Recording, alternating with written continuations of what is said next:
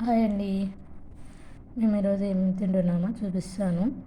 మా ఇంట్లో మా మమ్మీ బియ్యం పెట్టింది చూడండి. మరీ ఇంత తక్కువ తినట్లేదులేండి, ఇంత తింటున్నా తక్కువ.